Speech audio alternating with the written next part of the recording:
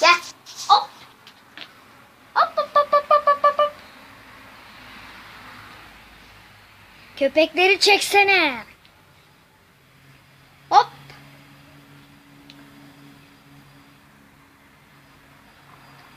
Küçük kedimiz şu anda yemek yiyor.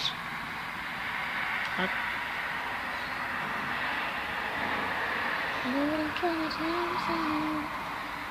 İkisini bir çekecektim.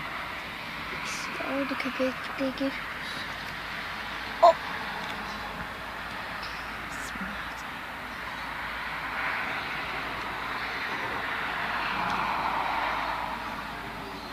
Çekiyor mu?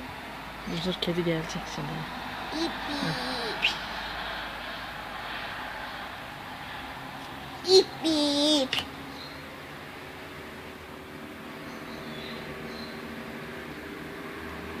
İp ip. Bulamadı otların içinde. Hayır yedi. Düşürmüş. Aşağı düşürsün.